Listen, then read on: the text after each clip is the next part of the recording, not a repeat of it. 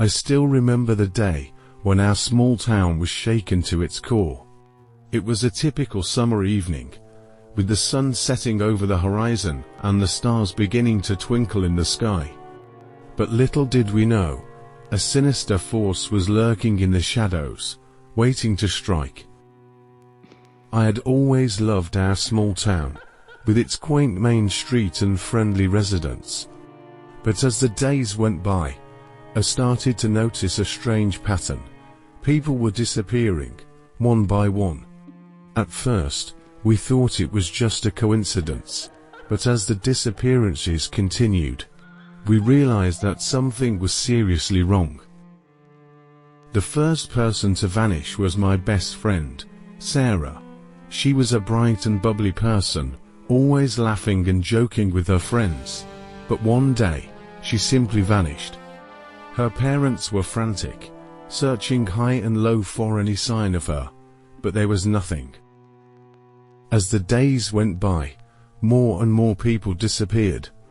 It was as if they had been swallowed up by the night itself.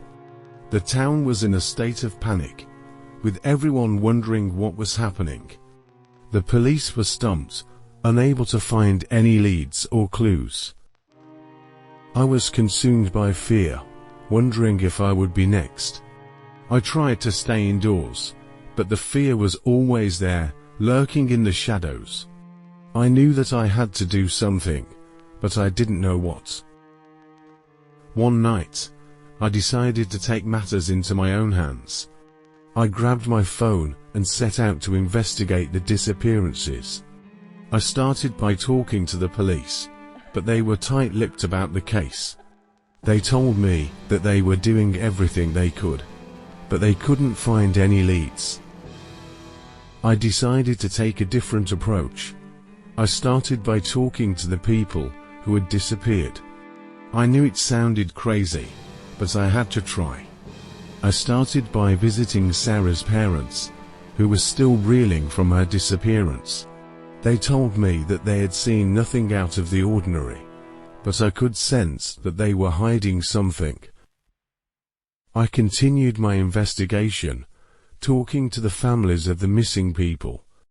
But every time I thought I was getting close to the truth, I hit a dead end. It was as if the disappearances were a mystery, and I was the only one who cared. As the days turned into weeks, the town was in a state of chaos. People were terrified, wondering if they would be next. The police were still stumped, and the town was in a state of panic. And then, one night, I received a mysterious message. It was a text message, sent to my phone. The message read, "They're coming for you." I knew that I had to take action, but I didn't know what. I decided to take a stand, to fight back against the forces of darkness that were consuming our town. I gathered a group of brave residents, and we set out to uncover the truth. We searched the town, looking for any sign of the missing people, and then we found it. A hidden bunker, deep beneath the earth. We entered the bunker, and what we found was beyond anything we could have imagined. The missing people were there, trapped in a state of suspended animation. And at the center of it all was a figure that seemed to be the source of the disappearances. We confronted the figure, and it was then that we realized the true horror of the situation. The figure was a monster, a creature that had been living in our town for years. It had been feeding on our fear, growing stronger with each passing day. We fought back, using every ounce of strength we had, and in the end, we emerged victorious. The monster was defeated, and the town was finally safe. But the experience had left its mark on me. I knew that I would never be the same again, but I had seen the true face of horror. And as I looked out at the town, I knew that I would always be on guard, ready to defend against the forces of darkness that lurked in the shadows.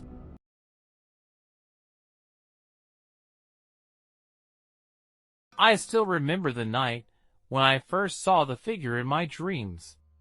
It was a typical evening in our small town, and I had gone to bed early, exhausted from the day's work. But as I drifted off to sleep, something strange began to happen. At first, it was just a vague shape, a shadowy figure that seemed to be lurking in the corners of my mind. But as the dream progressed, the figure became more and more defined, until I could see it clearly. It was tall and imposing, with a featureless face and piercing eyes that seemed to bore into my soul. I tried to run, to escape the figure, but it was as if it had a hold on me, keeping me rooted to the spot. I could feel my heart pounding in my chest, the fear coursing through my veins. And then, the figure spoke. Its voice was deep and resonant, like the rumbling of distant thunder. It told me that it had been watching me, that it had been waiting for me. It said that it had chosen me, that I was special, and that it wanted me to join it.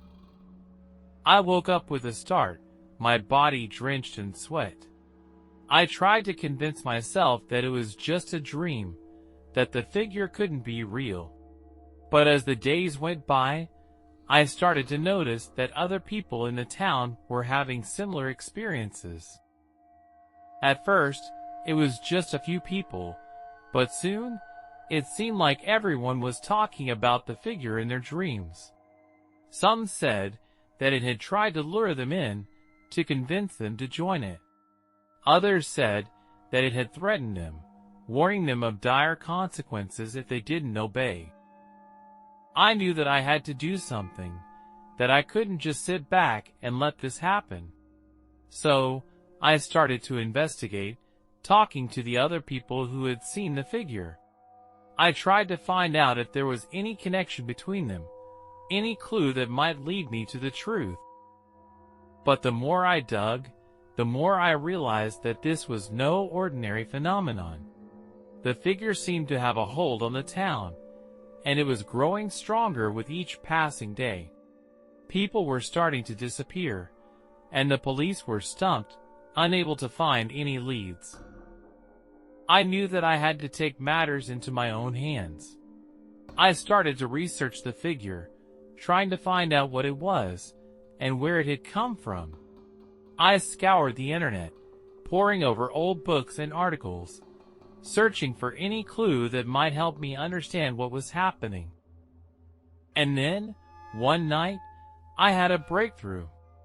I discovered that the figure was an ancient entity, a being that had been worshipped by a long-forgotten cult. It was a creature of pure evil, a being that fed on the fear and despair of its victims. Armed with this knowledge, I knew that I had to act. I gathered a group of like-minded individuals, people who were as determined as I was to put an end to the figure's reign of terror. We devised a plan, a way to confront the figure and banish it from our town forever.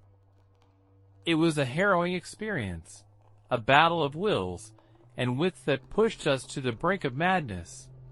But in the end, we emerged victorious. The figure was defeated, its hold on the town broken. But the scars of that experience will never fully heal. I still have nightmares about the figure, and I know that I will never be the same again. The town, too, has been forever changed, scarred by the horrors that we faced.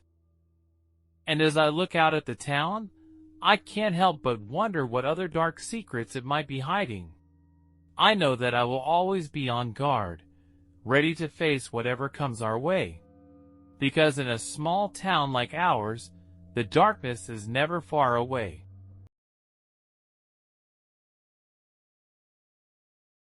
I still remember the night when my life changed forever. It was a typical evening in our small town, with the sun setting over the horizon, and the stars beginning to twinkle in the sky. But little did I know, a monster was lurking in the shadows, waiting to strike.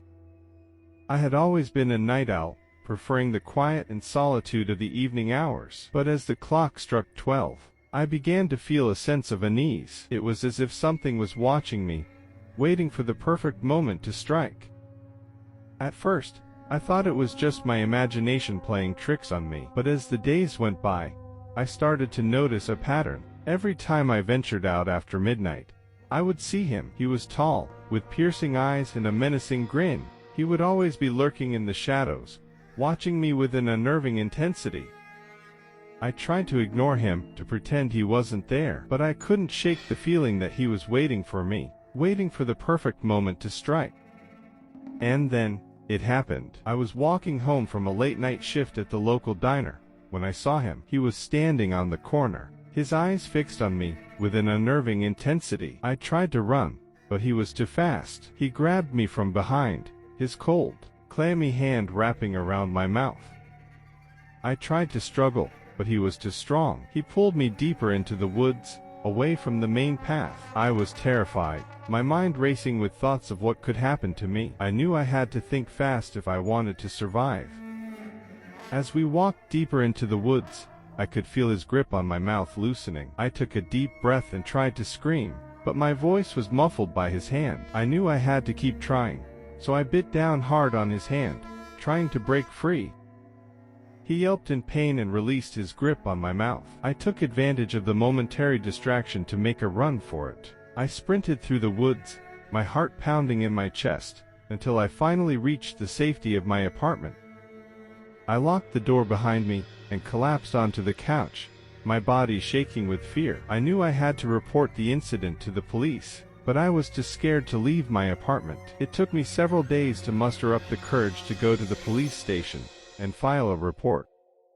The police were sympathetic and promised to investigate the incident, but as the days turned into weeks, and the weeks turned into months, I started to lose hope. I knew that the figure was still out there, and I was terrified that he would come after me again.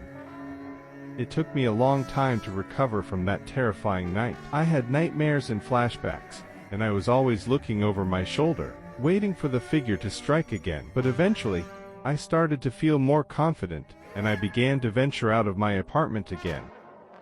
I never did find out who the figure was or what his motive was, but I knew that I had to be more careful in the future, and I made sure to always carry a phone with me when I was walking alone at night.